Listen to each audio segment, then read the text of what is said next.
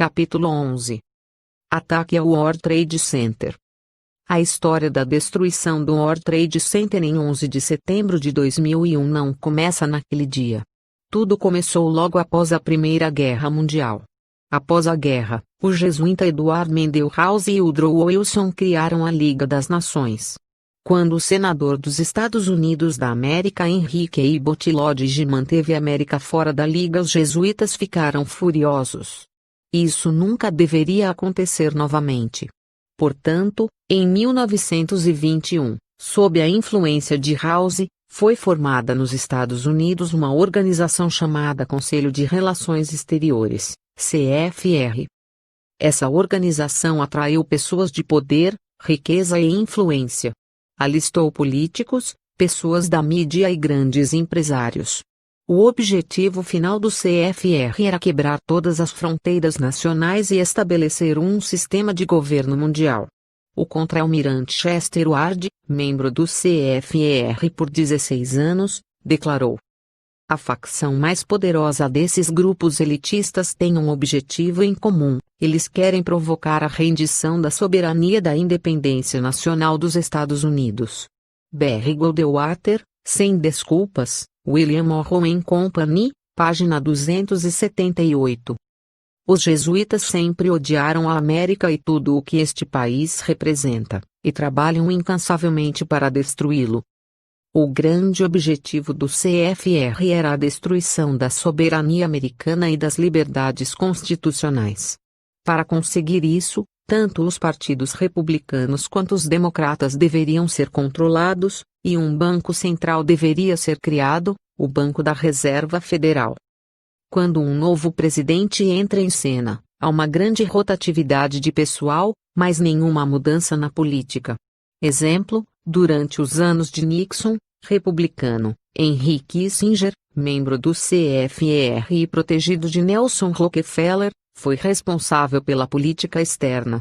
Quando Jimmy Carter, democrata, foi eleito, Kissinger foi substituído por Zbigniew Brzezinski, membro do CFR e protegido de David Rockefeller. E Biden, página 279. Os jesuítas tiveram muito sucesso em cumprir os propósitos do maligno Congresso do Papado em Viena, Verona e Cheri. Os jesuítas, com a ajuda de seu CFR, controlam o mais alto escalão nas áreas política, judicial, comercial, bancária, midiática e religiosa dos Estados Unidos. Quando eles não conseguiram colocar os Estados Unidos na Liga das Nações após a Primeira Guerra Mundial, eles criaram o CFR, que começou imediatamente a usar as escolas, faculdades e a mídia para condicionar os americanos a aceitar a segunda tentativa jesuíta de criar um governo mundial após a Segunda Guerra. Os Estados Unidos estavam tão condicionados que aceitaram as Nações Unidas e se uniram. O CFR dos jesuítas é extremamente perigoso para a existência continuada da República Americana. Alguns patriotas como Chester Ward e o presidente Kennedy rejeitaram seus planos maliciosos e lutaram contra sua agenda. Kennedy pagou por sua desobediência aos jesuítas com sua vida. Alguns dos membros anteriores do CFR que eram peões ou jesuítas para cumprir sua ordem são Dwight D. Eisenhower, Richard Nixon, Adlai Stevenson, Hubert Humphrey e George McGovern. Os membros atuais do CFR jesuíta incluem o presidente do Federal Reserve Bank, Alan Greenspan, os congressistas Newt Gingrich e Richard Gephardt, ambos presidentes George Herbert Walker Bush e seu filho George Walker Bush, vice-presidente Dick Cheney, secretário de Estado Colin Powell, juíza da Suprema Corte Sandra Day O'Connor, Joseph Lieberman e John Shafee. Shafee foi o homem que introduziu leis sobre armas depois de Waco, lembra? Bill Clinton, é claro, é membro do CFR. As principais empresas sob controle jesuíta CFR incluem a Ford Motor Company, Boeing Corporation, Pepsi Cola, Heinz Company, Lockheed Martin, Time Warner e Chevron. Na mídia, NBC, CBS, New York Times, Washington Post, Newsweek e Time, são apenas alguns jihadistas da mídia dominada pelos jesuítas. Todas essas organizações promovem o plano dos jesuítas de destruir a América. Algumas pessoas importantes da mídia que promovem o plano jesuíta incluem Tom Brokaw, Barbara Walters, David Brinkley, Johnny Chancellor, Catherine Graham e Ted Koppel, todos membros do CFR. O John Swinton, chefe de equipe do New York Times, que é considerado o reitor de sua profissão, fez uma confissão ousada. Em 1953, no New York Press Club, ele declarou: "Não existe, nesta data da história do mundo, nos Estados Unidos, algo como uma imprensa independente. Você sabe disso, e eu sei disso. Nenhum de vocês se atreve a escrever suas opiniões honestas e, se o fez, sabe de antemão que nunca apareceria impresso. Sou pago semanalmente para manter minha opinião honesta fora do papel ao qual estou conectado. Outros de vocês recebem salários semelhantes por coisas semelhantes, e qualquer um de vocês que fosse tão tolo a ponto de escrever opiniões honestas estaria nas ruas à procura de outro emprego. Se eu permitisse que minhas opiniões honestas aparecessem em uma edição do meu jornal, antes de 24 horas, minha ocupação terminaria. O negócio dos jornalistas é destruir a verdade, mentir completamente, perverter, difamar, bajular aos pés de Mamon e vender seu país e sua raça pelo pão de cada dia. Você sabe, e eu sei, e que loucura é essa brindando uma imprensa independente? Nós somos as ferramentas e vassalos dos homens ricos nos bastidores. Nós somos os polichinelos, eles puxam as cordas e dançamos. Nossos talentos, nossas capacidades e nossas vidas são de propriedade de outros homens. Somos prostitutas intelectuais. Múltiplos contribuidores, a US Policy Action, Operation Vampire Killer, The American Citizens Endowment Association, páginas 18, 19, ênfase fornecida. Swinton explicou muito bem que a mídia está sob o controle dos ricos. Já mostramos que as pessoas mais ricas da América são jesuítas ou estão sob seu controle. Os jesuítas estão nos dizendo, através de jornais, revistas e todos os outros meios de comunicação de massa, exatamente o que eles querem que acreditemos. Um de seus maiores esforços é fazer as pessoas do mundo acreditarem que o Papa é o grande homem da paz, quando, na realidade, o Papa e seus jesuítas estão trabalhando constantemente para estabelecer o Papa como o ditador supremo do mundo como era na Idade das Trevas. Quando eles conseguirem isso, a horrível perseguição do papado na Idade Média retornará. Os americanos estão sendo seduzidos a abandonar suas liberdades civis constitucionais e seu país. As tragédias que estamos testemunhando hoje são atribuídas a terroristas, mas essas organizações terroristas foram infiltradas e controladas pelos jesuítas. Isso efetivamente encobre as pegadas do papado nessas tragédias. Vamos agora à destruição do World Trade Center em 11 de setembro de 2001. Juntamente com a destruição total do World Trade Center, milhares de pessoas inocentes morreram. O impacto negativo sobre os Estados Unidos e sua economia foi devastador. Várias empresas foram arruinadas pelas consequências. Para se defender de ataques futuros como esse, o governo dos Estados Unidos fez uma fraca tentativa de encontrar os autores dessa atrocidade no Afeganistão. Mas seu principal impulso nessa guerra contra o terrorismo foi tirar o que resta dos direitos e liberdades dos cidadãos americanos.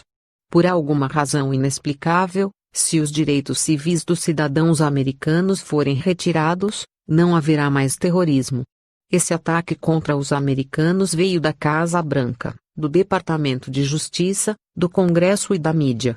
O pessoal do governo fez um juramento solene de defender e obedecer à Constituição dos Estados Unidos, mas seu juramento demonstrou ser uma mentira gigantesca. Eles ignoram total e completamente a Constituição ao aprovar sua legislação destrutiva e ordens executivas. Desde o início de sua presidência, George Bush vem promovendo a agenda jesuíta. 2 meses em sua presidência, cercado pelos cardeais de Roma, o presidente dedicou um centro cultural em Washington D.C. ao maior inimigo que esta república já teve, o Papa de Roma. Bush declarou que aplicará as palavras e os ensinamentos do Papa aqui na América. A melhor maneira de honrar o Papa João Paulo II, verdadeiramente um dos grandes homens, é levar seus ensinamentos a sério, ouvir suas palavras e colocar suas palavras e seus ensinamentos em prática aqui na América. Patrícia Zapoa, Catholic News Service, 24 de março de 2001. As palavras e os ensinamentos de João Paulo representam o plano de destruir o protestantismo, destruir a Constituição dos Estados Unidos e restaurar seu trono como monarca universal. Por suas próprias palavras, vemos que George Bush está cumprindo o plano dos jesuítas de destruir a América. Em 1960, John Kennedy foi de Washington ao Texas para garantir aos pregadores protestantes que ele não obedeceria ao Papa. Em 2001, George Bush veio do Texas até Washington para garantir a um grupo de bispos católicos que ele obedeceria ao Papa. Washington Times, 16 de abril de 2001. Quem está dando as ordens em Washington, D.C.? Se pensamos que é o presidente dos Estados Unidos da América, estamos nos enganando. O Papa é o governante do mundo. Todos os imperadores, todos os reis, todos os príncipes, todos os presidentes do mundo são como esses meus coroinhas. Padre D.S. Fallon, Western Watchman, 27 de junho de 1912. Deveríamos nos surpreender se Bush e seus companheiros coroinhas estão promovendo o programa jesuíta. Deveríamos nos surpreender ao ver Bush emitindo ordens executivas que destroem as liberdades constitucionais? Deveríamos nos surpreender ao ver o Congresso aprovando leis que destroem as liberdades constitucionais? Esta é uma informação alarmante. Os mais altos escalões do governo dos Estados Unidos, os mais altos escalões em negócios e finanças e os mais altos nas escolas, faculdades e meios de comunicação estão reivindicando serem americanos. Todos eles alegam estar trabalhando para o bem da América. Todos eles alegam estar trabalhando pela preservação da Constituição. De fato, eles estão sob o controle dos jesuítas, os inimigos mais implacáveis da República. Com uma fachada patriótica e religiosa, eles secretamente estão levando a América à ruína. O engano está sendo praticado pelo mais sinistro dos inimigos, os jesuítas de Roma. É aqui que o tremendo poder da Igreja se faz sentir. É por essa direção, jesuíta, que os estadistas são obrigados a agir, não em benefício do país ao qual pertencem, mas em benefício da Igreja, que os controla. M. F. Cusack, O Papa Negro, Marshall, Russell & Company, página 106. O que aconteceu depois da destruição do World Trade Center? No dia seguinte à destruição do centro, o Orlando Sentinel escreve. Especialistas, no entanto, dizem que há muito trabalho a ser feito. E envolverá muito mais gastos e planejamento, fortalecimento das principais instalações e, talvez, maiores impostos e perda de algumas liberdades pessoais. Segurança mais rígida significa menos liberdade. Orlando Sentinel, quarta-feira, 12 de setembro, ênfase fornecida. Como os Estados Unidos enfrentam uma nova guerra contra inimigos incertos e ocultos, a tentação de sacrificar nossa liberdade na esperança de proteger-se dos danos é poderosa. O perigo é que não estamos seguros nem livres. As proteções constitucionais de expressão e privacidade que os americanos valorizam refletem tanto o equilíbrio entre liberdade individual e segurança do Estado. A maneira como essas linhas são traçadas, ensina a história, é diretamente afetada pelas ameaças percebidas à segurança de nosso país. Estamos diante de ameaças reais à segurança nacional. O desafio é enfrentar essas ameaças sem pôr em risco nosso caráter constitucional ou minar o direito e a liberdade que são a fonte de nosso poder. USA Today, quinta-feira, 13 de setembro de 2001, ênfase fornecida. Liberdade ou segurança? Medidas antiterrorismo podem significar a perda de algumas liberdades pessoais. Orlando Sentinel, quarta-feira, 12 de setembro, ênfase fornecida. No Fórum de Leitores do Orlando Sentinel, em 12 de setembro, surgiu a pergunta: Quais liberdades pessoais você abriria mão para combater o terrorismo? Uma pessoa, no dia seguinte, escreveu e disse: não tenho problema em desistir de algo para o meu bem maior e de meus irmãos e irmãs. Essa pessoa não percebe que, à medida que o governo consome mais e mais poder, liberdade, direitos e segurança diminuem em proporção direta. Essa pessoa não percebe que, quando o governo tem todo o poder, ninguém está seguro, e o resultado é uma perseguição sangrenta. Lembra-se de Waco? O principal objetivo da tragédia do World Trade Center era tornar os cidadãos americanos dispostos a abandonar suas liberdades. O ataque ao World Trade Center foi necessário porque o atentado em Oklahoma não assustou o povo americano o suficiente para obter mais aprovação das chamadas leis antiterrorismo. Virginia Sloan percebeu que, se os terroristas queriam atacar as liberdades americanas, eles conseguiram chegar a algum lugar. Libertários civis esperam novos pedidos de um cartão de identificação nacional. E isso significa armazenar todos os dados biométricos coletados, algo que os libertários civis temem que permitirá ao governo rastrear qualquer indivíduo. Se os sistemas foram configurados em toda a cidade, você pode ser controlado pela câmera quando embarcar em um trem, parar em um caixa eletrônico e entrar em uma loja ou no local onde trabalha. Revista Time, 24 de setembro de 2001. Uma das coisas assustadoras sobre o reconhecimento facial é que ele é notoriamente não confiável. Você pode ser identificado como terrorista porque a máquina cometeu um erro. Alguns dos mais leais defensores dos direitos individuais, principalmente a União Americana pelas Liberdades Civis, até agora não se manifestaram sobre o assunto. A organização proibiu seus funcionários de especular publicamente na semana passada sobre possíveis consequências da tragédia de terça-feira. Em vez disso, a ACLU emitiu uma breve declaração pedindo que nossos líderes continuem a defender os princípios de liberdade que a nação preza, enquanto perseguem os responsáveis por este ataque devastador em solo americano. Particularmente, os libertários estão preocupados que a histeria por mais segurança pisoteie as liberdades. Eles apontam que algumas das propostas que rodavam já foram consideradas e rejeitadas pelo governo após o atentado na cidade de Oklahoma em 1995. Uma pesquisa de abril de 1995 do Los Angeles Times imediatamente após o atentado encontrou 49% dos entrevistados imaginando que seria necessário que a pessoa comum renunciasse de algumas liberdades civis. 43% discordaram. Uma pesquisa de acompanhamento, 11 meses depois, descobriu que apenas 30% ainda pensavam que as liberdades civis teriam que ser sacrificadas e 65% disseram que era desnecessário. Orlando Sentinel, 13 de setembro de 2001. Houve um ataque de artigos e declarações da mídia sugerindo a renúncia a certas liberdades civis, exatamente como a agenda jesuíta exige.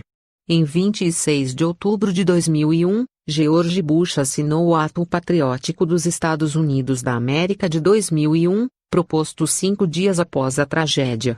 Apenas 6 semanas após a destruição do World Trade Center, esse projeto foi aprovado.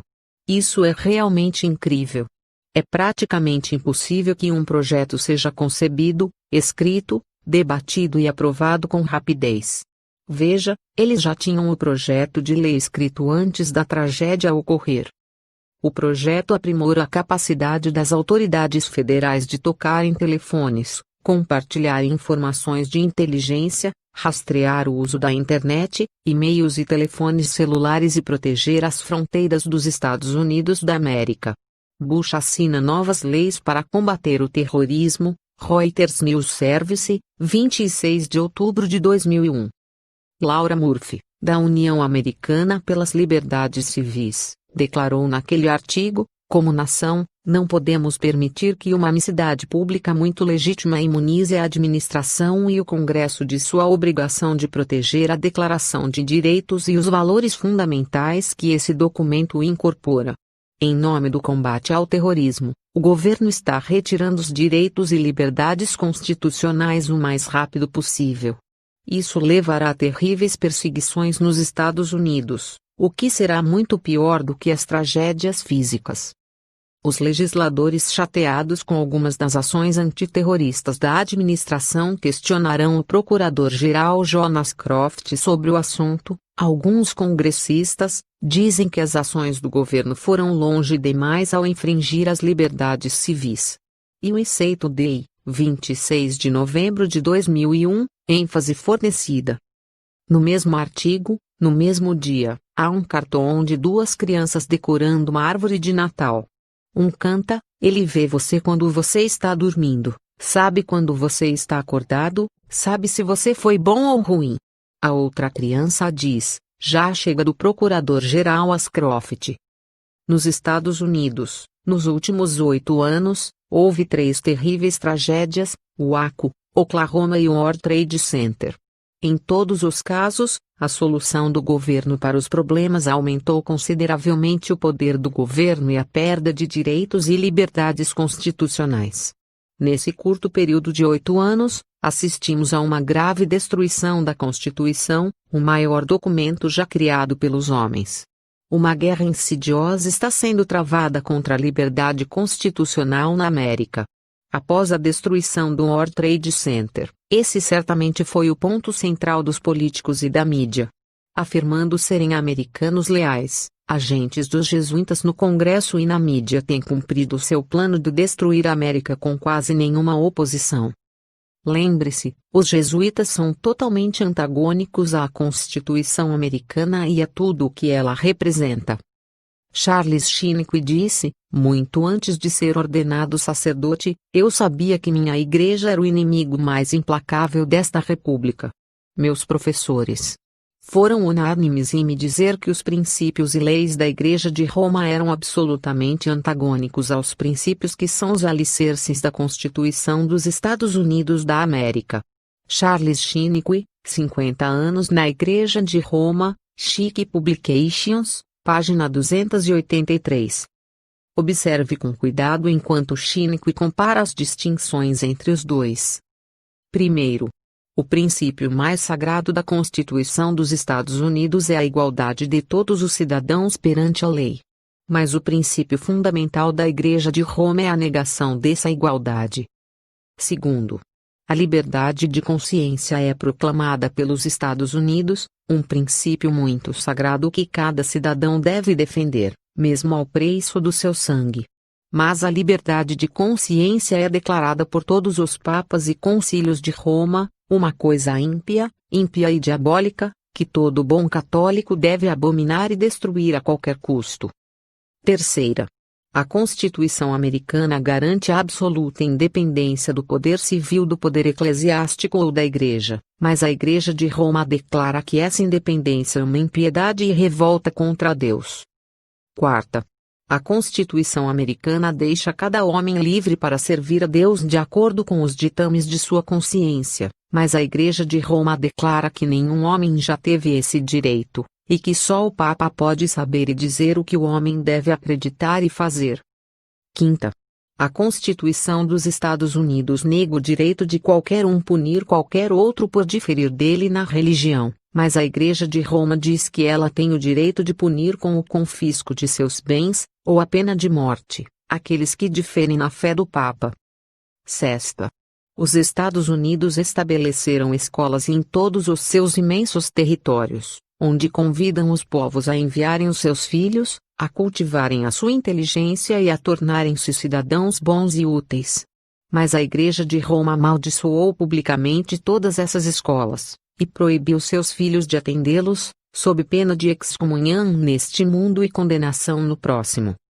A Constituição dos Estados Unidos baseia-se no princípio de que o povo é a principal fonte de todo poder civil. Mas centenas de vezes, a Igreja de Roma proclamou que esse princípio é ímpio e herético. Ela diz que todo governo deve repousar sobre o fundamento da fé católica, com o Papa como fonte e intérprete legítimo e infalível da lei. Ibidem, página 284. Vimos que o presidente dos Estados Unidos declarou no Washington Times que obedeceria ao Papa. Se assim for, ele deve destruir a Constituição. Após a destruição do World Trade Center, Bush aparentemente seguiu a agenda do Papa por escrito. Nada é mais claro do que isso: se os princípios da Igreja de Roma prevalecerem aqui, nossa Constituição cairá. Os dois não podem existir juntos. Eles estão em antagonismo aberto e direto com a teoria fundamental de nosso governo e de todos os governos populares em todos os lugares. Richard Thompson, O Papado e o Poder Civil, citado em 50 anos na Igreja de Roma, página 285. Se os católicos ganharem uma maioria numérica suficiente neste país, a liberdade religiosa estará no fim. O Pastor do Vale, Jornal Oficial do Bispo de St. Louis, 23 de novembro de 1851. A destruição do World Trade Center e a destruição do edifício Murrah na cidade de Oklahoma foram eventos planejados com o objetivo específico de criar terror na América para que os americanos, com medo, doassem seus direitos e liberdades constitucionais. O plano dos jesuítas está funcionando extremamente bem. Com políticos, escolas e faculdades, a mídia e as grandes corporações em suas mãos, os Estados Unidos estão sendo rapidamente derrotados pelo inimigo interno. Enquanto as tropas americanas se preparavam para batalhar com uma facção muçulmana extremista no Afeganistão, o USA Today citou o presidente dizendo: o governo dele está preparando uma cruzada contra o terrorismo. USA Today, 17 de setembro de 2001. Uma cruzada? As cruzadas foram guerras santas católicas travadas durante a Idade das Trevas contra hordas muçulmanas que se recusaram a renunciar a Jerusalém ao Papa. O que George Bush quer dizer com cruzada? Alberto Rivera, um ex-padre jesuíta, em sua série Cruzados, deixou claro que o Vaticano criou o Islã para destruir cristãos e judeus, proteger católicos romanos e capturar Jerusalém para o Papa. Nos primeiros 100 anos de existência, o Islã fez exatamente isso. Quando chegou a hora dos poderosos generais dos exércitos islâmicos renderem Jerusalém ao Papa, eles, percebendo seu próprio poder, recusaram-se a desistir. Assim, o papado criou as cruzadas para expulsar as forças islâmicas da Cidade Santa e estabelecer o trono do Papa em Jerusalém. Por que uma cruzada agora? Porque a América e facções islâmicas extremistas estão lutando. Há 3 coisas que os jesuítas desejam realizar com essa situação. Como vimos, a Constituição tem sido um espinho na carne deles por centenas de anos. Eles querem que seja destruída completamente. Continuando a criar terror na América, os jesuítas um dia alcançarão seu objetivo final. Eles também querem se vingar dos extremistas islâmicos por desobedecê-los quando eles não deram ao Papa Jerusalém quando ele exigiu.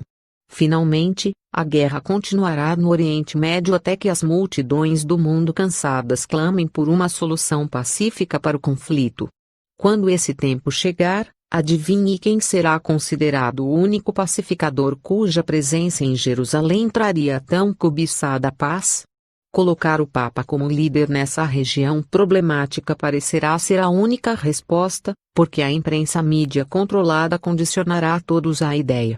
Então, o Papa reinará em Jerusalém, missão cumprida. Vamos analisar Osama Bin Laden. Bin Laden foi ajudado pelos Estados Unidos da América durante o conflito afegão-soviético nos anos 80 e estava lutando com os Estados Unidos durante o conflito nos Balcãs no final dos anos 90. Informações esmagadoras revelam os laços comerciais de Bin Laden com a família Bush, e ele teve contato com a CIA até julho de 2000. Osama Bin Laden é uma criação como Lee Harvey Oswald e Timothy McVeigh. Ele está sendo usado como bode expiatório para manter a culpa longe de onde ela realmente pertence, os jesuítas do papado. Milt Birden, um ex-diretor de operações da CIA no Afeganistão e assessor de inteligência de Bin Laden, foi entrevistado por Dan Rather em 12 de setembro de 2001. Rather queria que Birden contasse que Bin Laden foi o responsável pelo desastre do World Trade Center. Birden afirmou: se eles não tivessem um Osama Bin Laden, eles inventariam um. Recentemente, Rick Willis, orador do American Freedom News, entrevistou a doutora Koryazhina, consultora econômica de Vladimir Putin, líder da Rússia. Na entrevista, ela discutiu sociedades secretas, organizações criminosas e religiosas que estão controlando o mundo. Ela também declarou que existe um governo paralelo que tenta derrubar os Estados Unidos e atrair o governo mundial. Ela alertou em Moscou, em julho de 2001, que os Estados Unidos seriam atacados. Ela disse que quando o povo americano acordar com o que está acontecendo com eles, e quem fez isso, eles ficarão em estado de choque. Todo mundo sabe sobre o crime organizado e a máfia. Também as pessoas sabem há muito tempo sobre sociedades secretas e assim por diante. Durante minha pesquisa, comecei a perceber que essas estruturas podem ser montadas e unidas. E percebi que agora, temos um monstro criminoso, um híbrido de crime organizado, máfia e sociedades secretas que se fundiram. Transmitido em 6 de dezembro de 2001. Vamos ouvir as palavras desta renomada economista russa. As sociedades secretas estão reunindo todas essas agências para criar um governo mundial único. Quando a América descobrir, eles ficarão em choque. Koryazhina disse tudo, menos o nome da sociedade secreta que está dando as ordens e que planejou a destruição do World Trade Center. Os jesuítas de Roma,